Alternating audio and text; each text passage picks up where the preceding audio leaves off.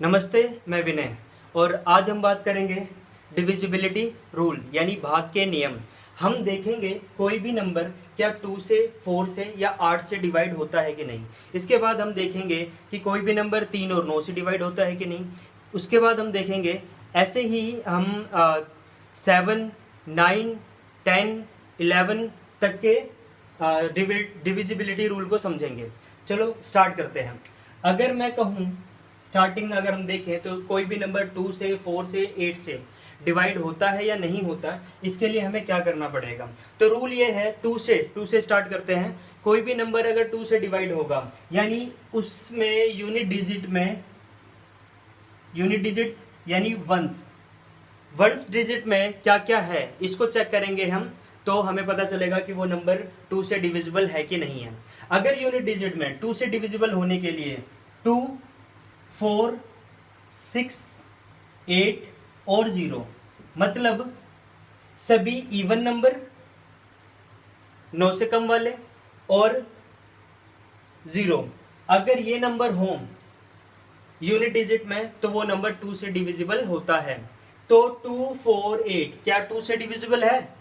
तो क्योंकि यहाँ पे 8 है ये 2 से डिविजिबल है। यहाँ 0 है तो इसका मतलब ये भी 2 से डिविजिबल है। यहाँ पे 1 है, 1 2 के टेबल में नहीं आता, 1 2 से डिविजिबल नहीं है, इसलिए ये 2 से डिविजिबल नहीं है। तो कितना ही बड़ा नंबर हो हमें यूनिट डिजिट देखना है 2 के डिविजिबल के लिए, और हमने ये देखना है कि किसी भी नंबर के यूनिट डिजिट में 2, 4, 6, 8 या 0 आ जाए तो वो 2 से डिविजिबल नंबर होता है। अब नेक्स्ट अगर हम 4 की बात करें तो 4 के लिए हमें 2 डिजिट लेने पड़ते हैं लास्ट के। किसी भी नंबर के लास्ट के 2 डिजिट अगर हम लेंगे और उसको चेक करेंगे कि क्या वो 4 से डिविजिबल है।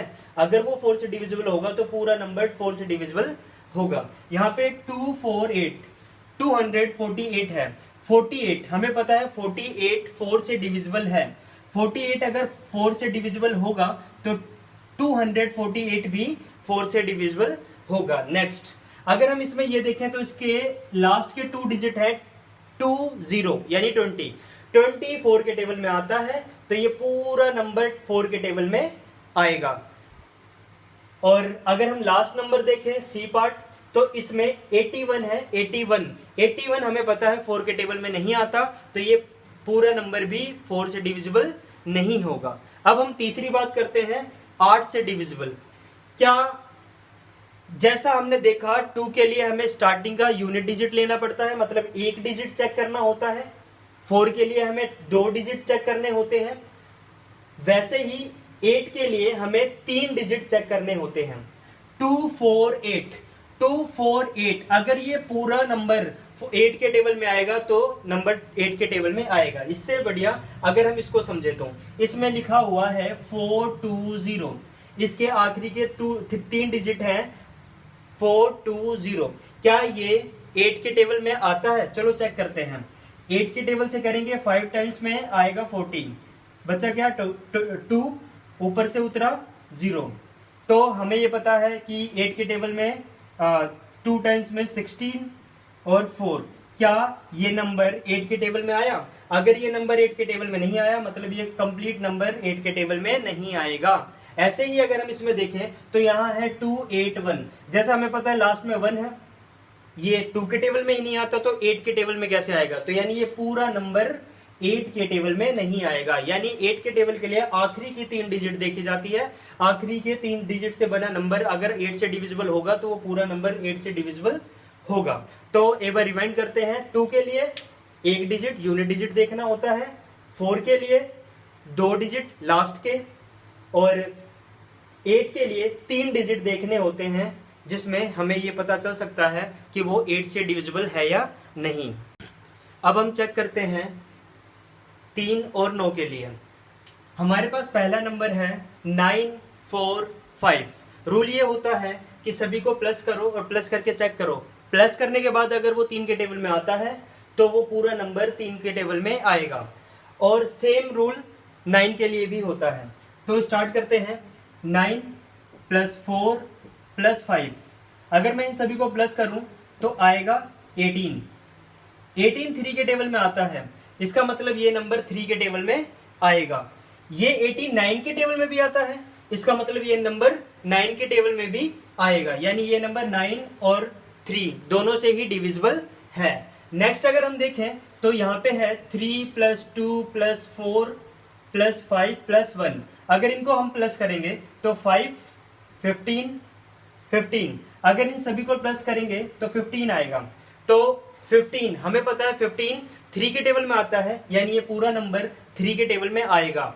लेकिन क्या 15 9 के टेबल में आता है? नहीं, 9 के टेबल में ये 15 नहीं आता, तो ये नंबर भी 9 के टेबल में नहीं आएगा। अब सी पार्ट देखते हैं हम। 1 + 0 + 5 + 0 + 1 + 3, इनको प्लस करने पे क्या आएगा? तो 6 और 4 10, इन सभी को प्लस करने पे 10 आया।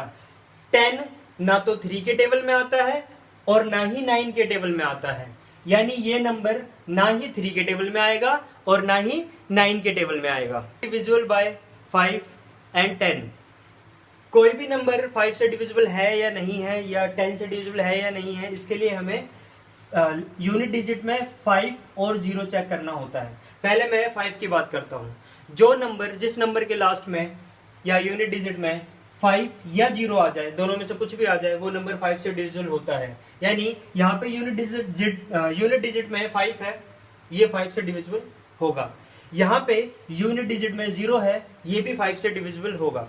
यहाँ पे 3 है, 3 हमें पता है 5 या 0 नहीं है, इसका मतलब ये नंबर 5 से डिविजिबल नहीं होगा। नेक्स्ट अगर हम समझे तो किसी भी नंबर में यूनिट डिजिट में 0 हो तो वो 10 से डिविजिबल होता है। यहाँ पे 5 है, क्या ये 10 से डिविजिबल होगा? तो नहीं, ये 10 से डिविजिबल नहीं होगा। यहाँ 0 है, यानी सिर्फ 0 हो तो ही वो 10 से डिविजिबल होगा, यानी ये नंबर 10 से डिविजिबल है, ये और ये 10 से डिविजिबल नहीं है। नंबर डिविजिबल बाय 6, हमें पता है 6 के फैक्टर होते हैं 2 और 3। जो नंबर 2 के टेबल में और 3 के टेबल में, दोनों के ही टेबल में आएंगे, वो नंबर 6 के डिविजिबल होगा। तो चेक करते हैं, जैसा कि हमें 2 का रूल पता है।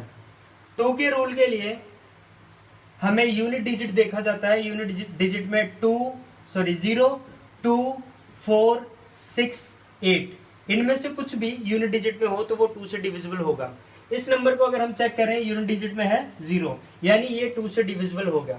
अब अगर हम 3 की बात करें तो 3 के लिए सभी नंबर्स को प्लस करना होता है। इन सभी को अगर हम प्लस करें तो 18 आएगा। हमें पता है 18 3 के टेबल में आता है, यानी ये नंबर 2 के टेबल में भी आता है और 3 के टेबल में भी आता है। अगर ये 2 और 3 दोनों के टेबल में आता है तो ये 6 से डिविजिबल होगा। अब हम नेक्स्ट देखते हैं।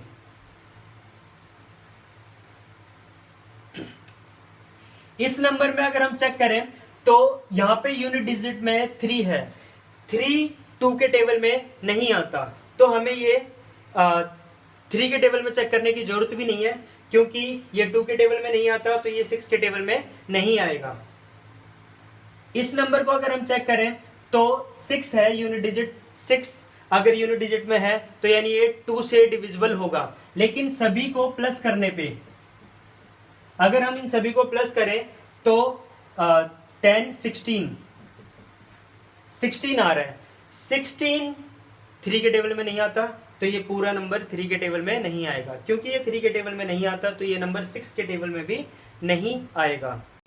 Number divisible by 7, number divisible by 7 के लिए रूल, यूनिट डिजिट को 2 से मल्टीप्लाई करो, मल्टीप्लाई करने पे 10 आएगा। यहाँ पे अगर मैं बचे हुए नंबर्स में से 10 माइनस करूं तो 0 आएगा। अगर 0 आया तो ये पूरा नंबर 7 से डिविजिबल होगा। नेक्स्ट देखते हैं 3 को अगर 2 से मल्टीप्लाई करूं 6 आएगा, और बचे हुए नंबर यानी 34 में से माइनस करूं 28 आएगा। हमें पता है 28 7 के टेबल में आता है, यानी ये पूरा नंबर 7 के टेबल में आएगा। 3 को 2 से मल्टीप्लाई करें, मतलब सेम यूनिट डिजिट को 2 से मल्टीप्लाई करेंगे 6 आएगा, और 6 को इन नंबर से माइनस करेंगे तो 392 आएगा। ये अभी भी बड़ा नंबर है। दोबारा उसी रूल को फॉलो करते हैं, 2 को 2 से मल्टीप्लाई करेंगे 4 आएगा, और 4 39 से माइनस करते हैं तो 35 आएगा। हमें पता है 35 7 के टेबल में आता है, यानी ये पूरा नंबर भी 7 के टेबल में आएगा। अब 11 के लिए रूल समझते हैं। 11 के लिए हमें अल्टरनेटिव नंबर्स, मतलब पहला और तीसरा, दूसरा और चौथा, इनको प्लस करना होता है। प्लस करने के बाद जो नंबर आया उनको माइनस करना होता है। अगर माइनस करने पे 0 या 11 आया, मतलब इस रूल को फॉलो करने के बाद लास्ट में अगर 0 या 11 आए तो वो नंबर 11 से डिविजिबल होगा। यानी यहां 0 आया, 1331, ये 11 से डिविजिबल होगा। अब ये वाला समझते हैं। इनमें भी सेम रूल, अल्टरनेटिव नंबर्स को प्लस करो, यानी पहले और तीसरे को, दूसरे और चौथे को, इनको प्लस करने पे 18 माइनस 7 आएगा, दोनों को माइनस करने पे 11 आया। तो क्योंकि यहाँ 11 आया तो ये भी 11 का मल्टीपल होगा।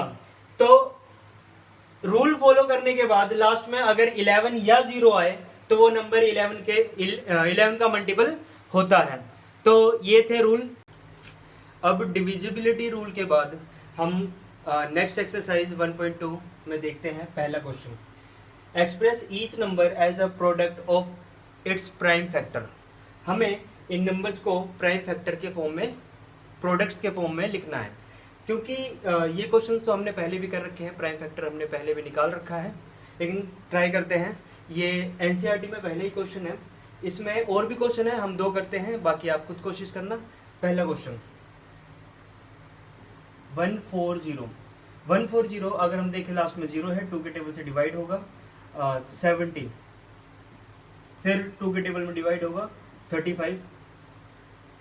नेक्स्ट अगर हम 35 को 2 से डिवाइड करें तो नहीं होगा, नेक्स्ट हम इसको 5 के टेबल से डिवाइड करेंगे, 7 आएगा, और 7 से 1 आएगा।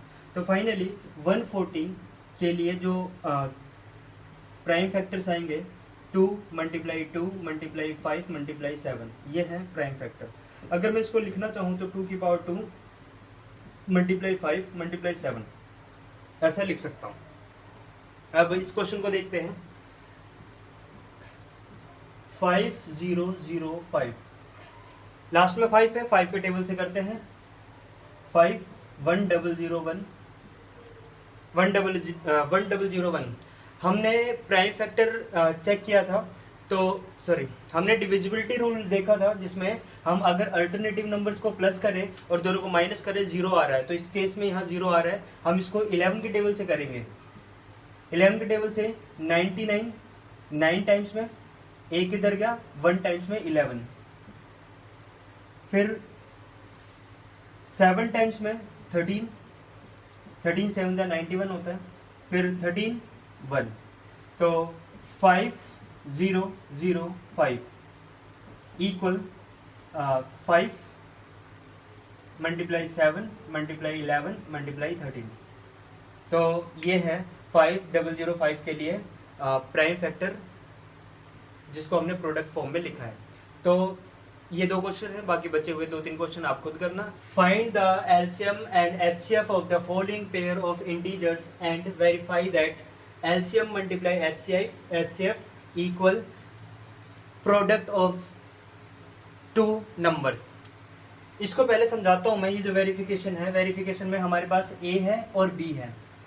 ए और बी इन दोनों का ही कुछ ना कुछ एचसीएफ होगा, HCF of A and B, और ए और बी का कुछ ना कुछ एलसीएम होगा। ठीक है। अगर मैं एचसीएफ मल्टीप्लाई एलसीएम रखता हूं तो वो इक्वल आना चाहिए दोनों नंबर के मल्टीप्लिकेशन के। तो हम इस क्वेश्चन में एचसीएफ एलसीएम निकालने के बाद वेरीफाई भी करेंगे कि ये इसके इक्वल होता है। तो चलो स्टार्ट करते हैं। सबसे पहले हमारे पास है 510 में अगर हम एलसीएम स्टार्ट करें तो पहले हमें फैक्टर निकालना पड़ेगा। 2 से करेंगे 2 5 5, फिर 5 से करेंगे 5 1, फिर 3 से 17, नेक्स्ट फिर 17 से 1। तो ये आया हमारे पास, यानी 510 के लिए प्राइम फैक्टर आए 2 इंटू 3 इंटू 5 इंटू 17। ठीक है, अब हम 92 के लिए फैक्टर निकालें तो 2 टाइम्स में 46, फिर 2 टाइम्स में 23, फिर 23 1 टाइम्स में। तो हमारे पास 92 के लिए फैक्टर आए 2 मल्टीप्लाई 2 मल्टीप्लाई 23। अब हमें पता है एचसीएफ और एलसीएम। सबसे पहले हम एलसीएम की बात करते हैं। जैसा हमें पता है एलसीएम के लिए हमें जो कॉमन पेयर होता है, ये दोनों कॉमन पेयर है, इसके अलावा कुछ भी कॉमन नहीं है। जो कॉमन पेयर है उसको हम एक बार लिखेंगे, फिर बचे हुए सभी नंबर्स को लिखेंगे हम। तो क्या बचा 3 2 5 23 और 70, ये बचा हमारे पास। अब ये आ गया। इसके बाद अगर हम इनको मल्टीप्लाई करें तो क्या आएगा, तो क्योंकि हमें पता है 2 मल्टीप्लाई 3 मल्टीप्लाई 5 मल्टीप्लाई 17, इनको मल्टीप्लाई करने पे 510 आया। 3 2 जा 6 को 5 से मल्टीप्लाई करेंगे 30, और 30 को 17 से मल्टीप्लाई करेंगे 150। रह क्या गया, ये और ये, इन दोनों को मल्टीप्लाई करेंगे तो आएगा 46। अब क्योंकि हमें पता है 150 है और 46 है, तो हम 150 को मल्टीप्लाई करते हैं पहले 40 से फिर 6 से। तो 40 से करेंगे और फिर 150 को 6 से करेंगे, क्योंकि 46 40 प्लस 6 लिख सकते हैं हम। तो अगर मैं इसको मल्टीप्लाई करूं तो 4 1 जा 4, 4 5 जा 20, और क्योंकि यहाँ एक जीरो है, टोटल 2 जीरो यहाँ पे आ जाएंगे। 6 को मल्टीप्लाई करूंगा 1 0 क्योंकि है, 6 1 जा 6, 6 5 जा 13। ठीक है, अब इन दोनों को प्लस करेंगे तो 0 6 3 0 3, तो यहाँ 0 आएगा, 6 आएगा, 4 आएगा, 3 आएगा, 2 आएगा, यानी फाइनली हमारे पास आया एलसीएम 2 3 4 6 0। ठीक है, ये हमारे पास एलसीएम आ गया। अब एचसीएफ, अब हमें पता है दोनों में कॉमन पेयर तो सिर्फ 2 है, तो हाईएस्ट कॉमन फैक्टर इक्वल होगा 2। समझ आ गया। अब नेक्स्ट अगर हम देखें, अब हम देखते हैं वेरिफिकेशन। वेरिफिकेशन में एलसीएम मल्टीप्लाई एचसीएफ इक्वल रखना है उन दोनों नंबर्स के, यानी ए मल्टीप्लाई बी। एचसीएफ और एलसीएम, एचसीएफ है हमारे पास, एलसीएम है हमारे पास 2 3 4 6 0 मल्टीप्लाई 2 इक्वल, ए है हमारे पास 510 मल्टीप्लाई 92। इन दोनों को मल्टीप्लाई करेंगे 2 को मल्टीप्लाई करेंगे इससे तो 0, 2 6 जा 12 2, 2 4 जा 8 और 1 9, 2 3 जा 6, 2 2 जा 4, हमारे पास ये आया। अब ये बड़े नंबर है, इनको मल्टीप्लाई करने के लिए सेम वही रूल रफ में मैं करके बताता हूँ। मैं इसको 510 मल्टीप्लाई 90 लिख सकता हूँ और 510 मल्टीप्लाई 2 लिख सकता हूँ। अब दोनों का जो मल्टीप्लीकेशन आएगा, क्योंकि 92 है, 90 अलग 2 अलग, इनको मल्टीप्लाई करने के बाद मैं दोनों को प्लस कर दूंगा तो इन दोनों का प्रोडक्ट आ जाएगा। तो स्टार्ट करते हैं। 9 1 जा 9, 9 5 जा 45, और 2 जीरो है तो 2 जीरो यहाँ उतर जाएंगे। अब 2 से मल्टीप्लाई करेंगे, 2 1 जा 2, 2 5 जा 10 और 1 0। अब इसको यहाँ उतारूँ तो 0 2 0 1, हमारे पास आया 0, फिर यहाँ 2, फिर यहाँ 9 6 4। तो इन दोनों का प्रोडक्ट आया फाइनली 4 6 9 2 0। तो ये दोनों इक्वल आ गए। ये हो गया हमारा वेरिफिकेशन। एचसीएफ निकालने का तरीका सिंपल, उसके प्राइम फैक्टर्स निकाल लो। और दोनों नंबर्स के।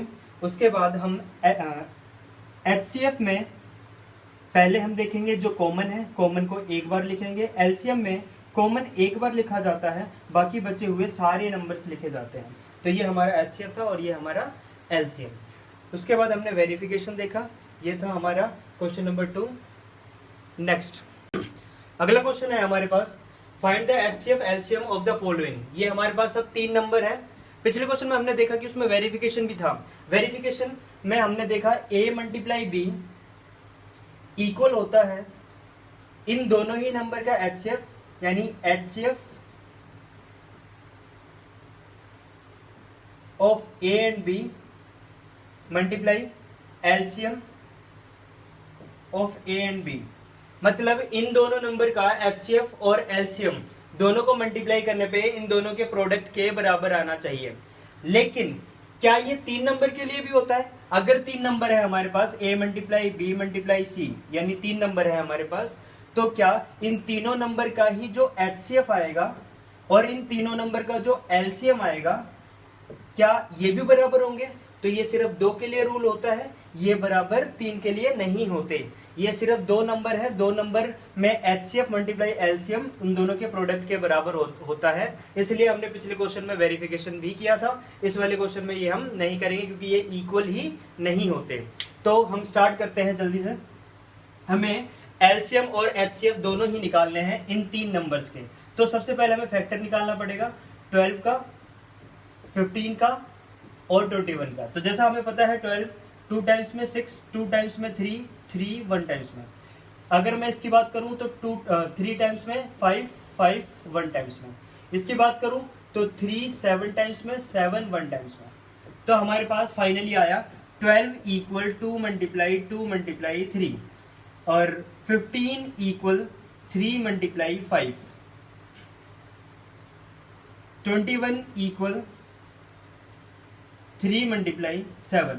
इन तीनों ही नंबर में कुछ कॉमन आ रहा है, तो हमने देखा तीनों ही नंबर में 3 कॉमन आ रहा है, यानी HCF common factor, highest common factor, highest ही 3 होगा, तो हाईएस्ट कॉमन फैक्टर 3 है। और LCM, अगर हम LCM की बात करें तो जो कॉमन पार्ट है उसे एक बार लिखेंगे और फिर जितने भी कॉमन आए उन सबको एक बार लिखेंगे और फिर ये सभी नंबर हम मल्टीप्लाई में लिखेंगे, 2 मल्टीप्लाई 2 मल्टीप्लाई 5 मल्टीप्लाई 7।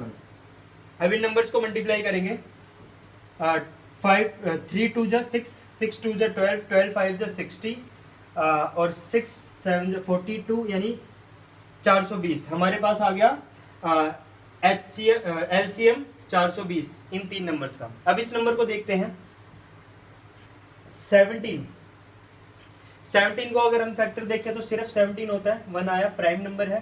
23 सिर्फ 1 आएगा और 29 भी प्राइम नंबर है, 1 आएगा। ठीक है, तो हम पहले HCF निकालेंगे। HCF के लिए हमें पता है 17 इक्वल 1 मल्टीप्लाई 17। यहाँ पे 1 लिखना जरूरी हो गया क्योंकि कुछ और कॉमन फैक्टर इसमें नहीं है। 23 1 मल्टीप्लाई 23, 29 1 मल्टीप्लाई 29। इन तीनों का ही कॉमन फैक्टर आया, यानी HCF आया 1 और LCM आया 17 मल्टीप्लाई 23 मल्टीप्लाई 29। इन तीनों ही नंबर को मल्टीप्लाई करेंगे तो HCF आएगा। ये आप खुद करके देखना। ये हमने 2 क्वेश्चन किए, इसके अलावा एक और क्वेश्चन है, वो आप खुद कोशिश करना। इस क्वेश्चन में given that HCF of 306 and 657 equal 9 और हमें निकालना है LCM। तो जैसा हमने वेरिफिकेशन में फॉर्मूला पढ़ा था, किसी भी 2 number A multiply B, 2 number को मल्टीप्लाई करें यानी प्रोडक्ट ऑफ 2 नंबर, वो इक्वल होता है HCF LCM मल्टीप्लाई HCF। इन दोनों के प्रोडक्ट के बराबर होता है। तो जैसा हमें पता है 2 नंबर है हमारे पास, 206 मल्टीप्लाई 657, इसको मल्टीप्लाई करेंगे तो ये इक्वल आना चाहिए HCF, यानी पहले लिखता हूं LCM मल्टीप्लाई 9। HCF हमारे पास 9 है। ठीक है, अब हम 9 को इधर डिवाइड में भेजेंगे, 306 मल्टीप्लाई 657 डिवाइड 9 इक्वल LCM। अब इसको इससे डिवाइड करेंगे तो जैसा हम सभी को प्लस करके देखते हैं, 3 + 0 + 6 9 आ रहा है, यानी ये इससे कट जाएगा। 3 टाइम्स में 27, 3 इधर चला गया, और 4 टाइम्स में 40 36। तो हमारे पास फाइनली आया 34 × 657, जो कि LCM होगा। इन दोनों नंबर को मल्टीप्लाई करने के लिए हमें पता है ये बड़े नंबर है, हम इसको 34 को 2 पार्ट्स में डिवाइड करते हैं। 657 को 34 को हम 30 + 4 लिख सकते हैं, यानी हम 30 से अलग मल्टीप्लाई करेंगे और 657 को 4 से अलग मल्टीप्लाई करेंगे। तो सबसे पहले हम 30 से मल्टीप्लाई करेंगे, 30 से नहीं, हम 3 से मल्टीप्लाई करेंगे सिर्फ। 3 7 जा 21, 3 7 जा 21, 3 2 बचा, 3 5 जा 15 + 2 17, 3 6 जा 18, 18 और 1 19। तो हमारे पास ये आया 1 0 यहाँ से आ गया। अब अगर मैं इनको मल्टीप्लाई करूंगा तो 4 7 जा 28, 4 5 जा 20 22, 4 6 जा 24 26। अब इन दोनों नंबर को प्लस कर देंगे तो आएगा 8262, 8 3 13, एक इधर तो 2 और फिर एक इधर तो 2। तो फाइनली हमारे पास आया इन दोनों का प्रोडक्ट 22338। तो हमारे पास एलसीएम है। तो ये फॉर्मूला याद रखना है, A × B यानी प्रोडक्ट ऑफ 2 नंबर्स इक्वल होते हैं। क्वेश्चन नंबर 5 में है check whether 6n can end with the digit 0 for any natural number n। तो 6n क्या कभी 0 से खत्म हो सकता है किसी भी नेचुरल नंबर n के लिए? तो स्टार्ट करते हैं। इस क्वेश्चन को करने से पहले हम फंडामेंटल थ्योरम ऑफ अर्थमेटिक समझते हैं। फंडामेंटल थ्योरम ऑफ अर्थमेटिक क्या है? हमें पता है किसी भी नंबर के लास्ट में 0 आने के लिए, जैसे 770, यहाँ पे लास्ट डिजिट 0 है, तो इसके फैक्टर्स क्या होंगे? 7 × 11 × 10, यानी अगर 0 आया तो 10 आना जरूरी है। 10 आना जरूरी है मतलब प्राइम फैक्टर फॉर्म में लिखे तो 2 और 5 आना जरूरी है। यानी किसी भी नंबर को 0 से समाप्त होने के लिए उसके फैक्टर 2 और 5 होने जरूरी हैं। तो जैसा हमें पता है कि फंडामेंटल थ्योरम ऑफ अर्थमेटिक है किसी भी नंबर के लास्ट में 0 आने के लिए उस नंबर का फैक्टर 2 और 5 होना जरूरी होता है। तो अब स्टार्ट करते हैं। 6 की पावर n, तो जैसा हमें पता है 6 की पावर n, इसको अगर मैं प्राइम फैक्टर फॉर्म में लिखूं तो 2 की पावर n मल्टीप्लाई 3 की पावर n लिख सकते हैं। 2 की पावर n और 3 की पावर n लिख सकते हैं। तो 6 की पावर n हम ऐसा लिख सकते हैं, यहाँ पे समझो तो 6 की पावर अगर मैं n की जगह 1 लेता हूं तो 2 की पावर 1 3 की पावर 1 आएगा। अगर मैं 2 लेता हूं तो 2 की पावर 2 3 की पावर 2 आएगा। ऐसे ही आगे बढ़ते चले जाए तो n की वैल्यू चेंज होती चली जाएगी। क्या कभी 2 और 3 की जगह 5 आ सकता है? तो नहीं आ सकता।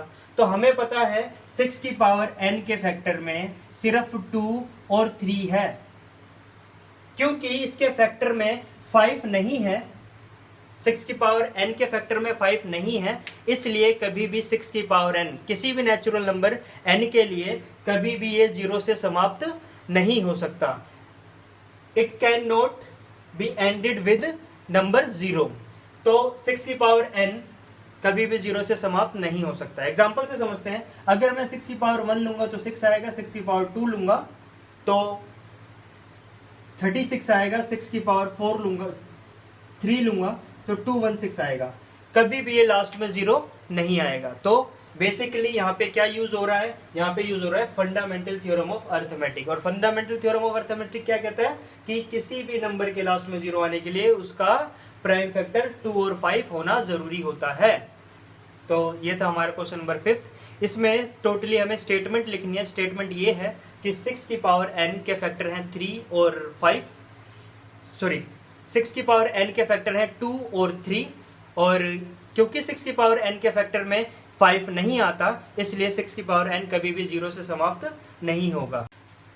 Question number 6, explain why 7 multiply 11 multiply 13 plus 13 and 7 multiply 6 multiply 5 multiply 4 3 2 1 multiply plus 5।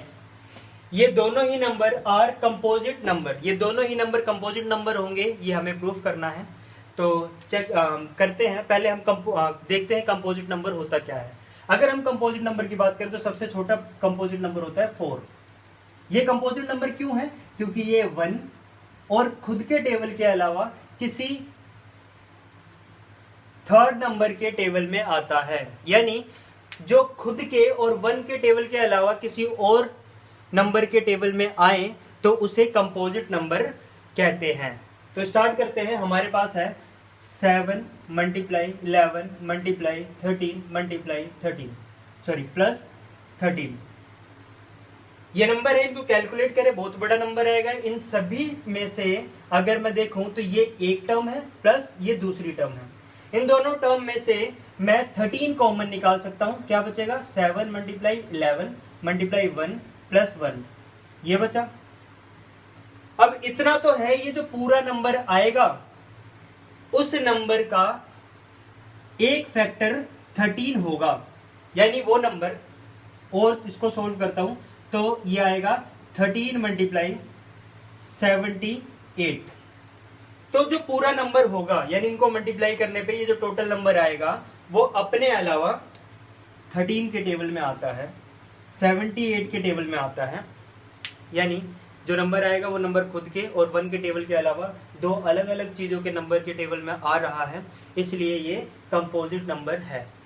अब इसके लिए हमें अब नेक्स्ट क्वेश्चन, इसमें नेक्स्ट पार्ट है, इसमें भी हम देखें तो प्लस 2 टर्म है, इसमें 5 कॉमन आ जाएगा और ये भी कंपोजिट नंबर होगा। ये आप खुद से ट्राई करना। फिलहाल ये एक कंपोजिट नंबर है। तो यहाँ क्या लिखेंगे? 7 मल्टीप्लाई 11 मल्टीप्लाई 13 प्लस 13 हैव